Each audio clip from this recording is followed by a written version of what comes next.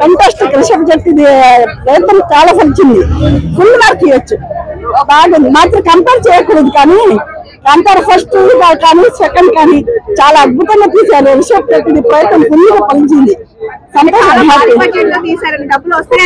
వస్తాడండి, 100% వస్తుంది. ఎందుకంటే తెలుగు భాష ఊర్లో కోలం అంటేనే తెలుగు భాష నుంచేనే మాట్లాడతారు. ఇక్కడ వీళ్ళు కన్నడలో తీశారు, కానీ కోలం అనేది తెలుగు భాషలోనే మాట్లాడతారు.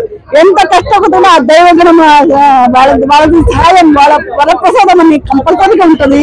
చాలా బాగుందండి, ఫంటాస్టిక్. అందుకోసం ఏం భయపడలేదు, మంచిగా ఎంజాయ్ చేసింది. అది కూడా 1 year బేబీ అని కూడా చాలా బాగా తీసింది.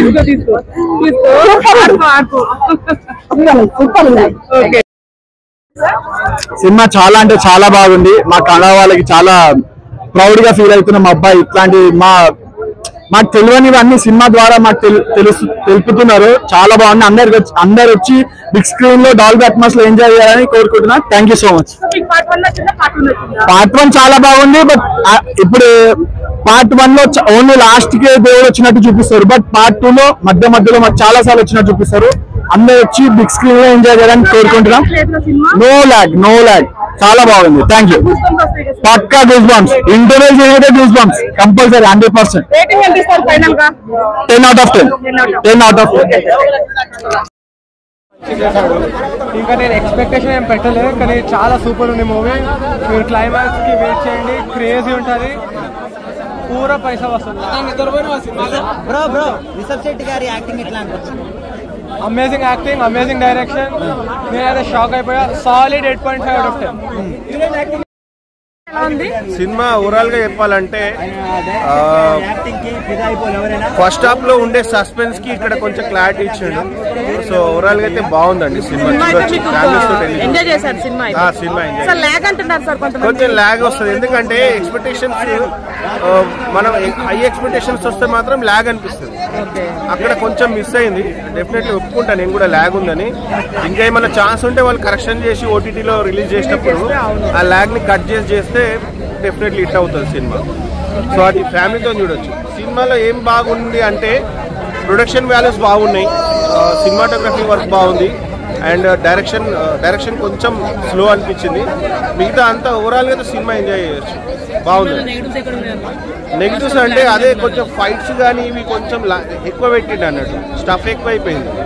ఇప్పుడు ఎట్లా చెప్పాలి మీకు, ప్రొడక్షన్ వాల్యూస్ బాగున్నాయి, బట్ అక్కడ ఈ డైరెక్షన్ ఎక్కడో చిన్నగా మిస్ అయిందని అనిపించింది నాకు.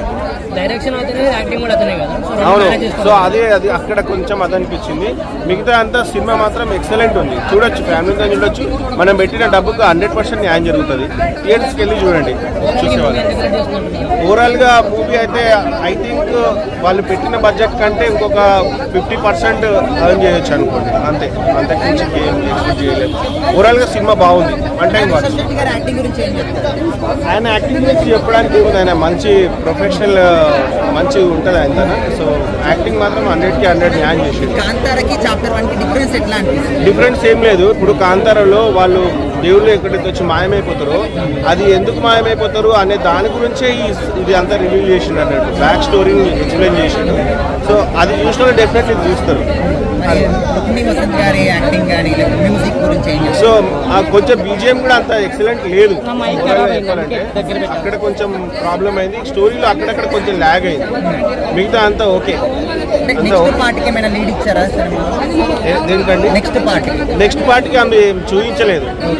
మేబీ ఉంటుందో ఉండదో తెలియదు. అది నేను ఎక్స్పెక్ట్ చేయలేదండి. బట్ అంటే కొంచెం లింక్ ఇచ్చిండుంటే బాగుండేది. అంటే విలన్ అనేది కంప్లీట్ క్లోజ్ చేసిండు. సో విలన్ ఉంటే నెక్స్ట్ పార్ట్ ఉండొచ్చు అని ఎక్స్పెక్ట్ చేయొచ్చు. ఓకే, పర్లేదు, మంచిగా చూడొచ్చండి. దసరా హ్యాపీ దసరా అందరికి. Thank you.